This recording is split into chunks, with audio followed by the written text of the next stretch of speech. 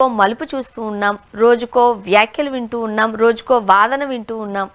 ఓవరాల్గా ఇవన్నీ చూస్తుంటుంటే మీకు ఏమనిపిస్తుంది? ఖచ్చితంగా అది కుంభకోణం 100% జరిగి ఉంటుంది. దాంట్లో నో డౌట్ అట్ ఆల్. దానికి మళ్ళీ ఇంకా కాకపోతే ఏమంటే దొరికితే దొంగ, దొరకకపోతే దొరలు. ఈ గవర్నమెంట్ని కాదు, చాలా గవర్నమెంట్ చేసే పనే ఇవన్నీ. కాకపోతే ఉంటే తేడాల కమిషన్ కార్డ్ తేడా ఉంటుంది.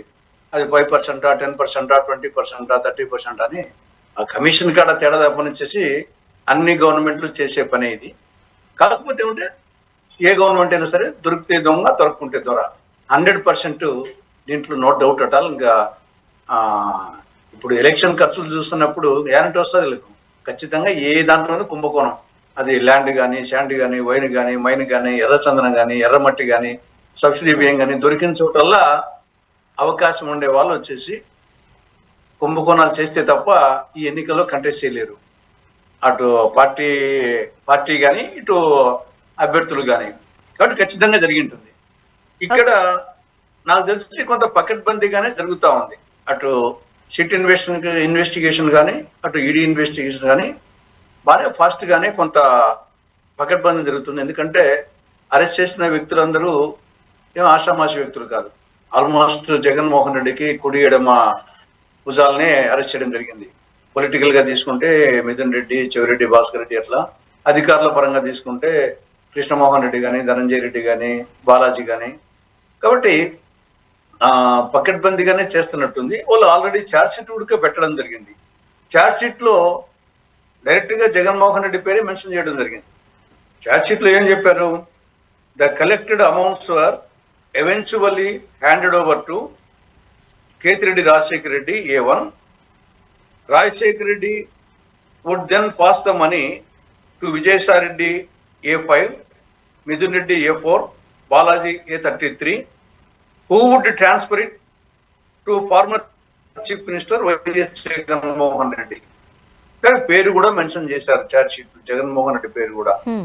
కాబట్టి ఇంకా బహుశా జగన్మోహన్ రెడ్డిని అరెస్ట్ చేయడానికి కొంత ఆథెంటికేటెడ్ లింక్ కోసం, అంటే తీగలాగితే డొంకంతా కలుతున్నట్టు ఆ తీగలాగినప్పుడు దాదాపు జగన్మోహన్ రెడ్డి పైకి వచ్చింది. కాబట్టి ఇంకా కొంత జగన్మోహన్ రెడ్డిని అరెస్ట్ చేసేటప్పుడు కొంత మరింత పకడ్బందీగా చేయాలనే యాంగిల్లో చేస్తున్నారనే ఒక యాంగిల్. కానీ రెండో యాంగిల్ ఏమంటే ఈ యొక్క ఛార్జ్ షీట్ పెట్టి కూడా ఛానల్ అయింది.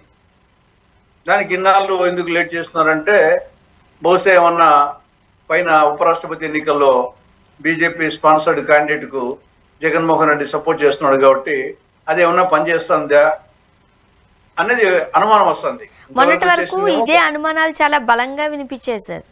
ఇప్పుడు బీజేపీకి అంటే టీడీపీ, బీజేపీ, జనసేన ఈ మూడు కూడా కూటమిలో ఉన్న సందర్భంలో ఖచ్చితంగా వైసీపీ కాస్త దూరమే అనుకున్నారు. కానీ మొన్న జరిగిన ఎన్నికలకు సంబంధించి జగన్మోహన్ రెడ్డి గారు చాలా ప్రత్యక్షంగానే, డైరెక్ట్గానే వాళ్ళకి సంఘీభావం తెలపడంతో ఇక లిక్కర్ కేసు పక్కకి వెళ్ళిపోయినట్టే. ఇవాళ అర్ధరాత్రి అరెస్ట్ చేస్తున్నారు జగన్మోహన్ రెడ్డి గారిని అనేవారు, లేదంటే రేపు తెల్లవారుజాను అరెస్ట్ చేస్తున్నారు అనేవారు. ఇలాంటివి ఏమీ లేవు, ఇంక మర్చిపోవచ్చు అనుకున్నారు. కానీ మనం ఇప్పటికీ చూడొచ్చు, తిరుపతిలో, హైదరాబాద్లో, అలానే చిత్తూరులో 3 ఏరియాల్లోనూ మళ్ళీ సోదాలు చేశారు. సజ్జల భార్గవ గారు, మోహిత్ రెడ్డి గారు అండ్ ప్రద్యుమ్న గారితో మనం చూసాం ఆ సోదాలకు సంబంధించి. అంటే రోజుకొక న్యూస్ బయటకు వస్తుందిగా. మరి అదేమా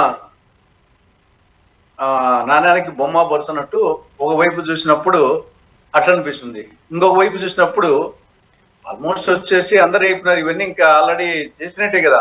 ఫైనల్ గా ఉండాల్సింది నిచ్చెనలో కింది నుండి పైకి వచ్చారు. పైన ల్యాడర్ లో పైన ఉండేదానికి ఆ జగన్మోహన్ రెడ్డి ఉండేది. జగన్మోహన్ రెడ్డికి కూడా చాలా అయింది.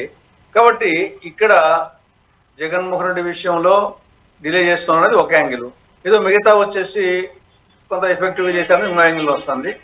నాకు తెలిసి కొంత ఉపరాష్ట్రపతి ఎన్నికల ప్రభావం ఖచ్చితంగా పడిందేమో అనిపిస్తుంది.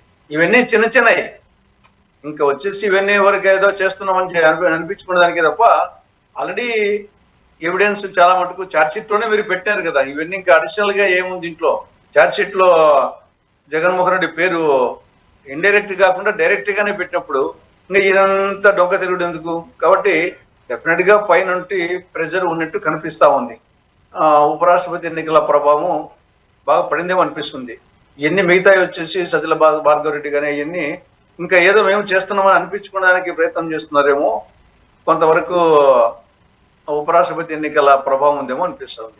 మరి ఎన్నికలు అయిపోయిన తర్వాత చూడాలి. మరి ఎన్నికలు అయిపోయిన తర్వాత ఇలానే ఉంటుందా కొంత పరిస్థితి. ఎన్నికలు అయిపోయినాయి కాబట్టి మళ్ళా సరే మామూలుగానే మళ్ళీ మొదలు పెడతారా చూడాలి. నాకు తెలిసి ఎన్నికల వరకు ఏముండదు. జగన్మోహన్ రెడ్డి దగ్గర జోలికి పోయేది ఏముండదు. ఆఫ్టర్వర్డ్స్ చూడాలి. అంతవరకు ఇవన్నీ ఏదో చేస్తూ ఉంటారు.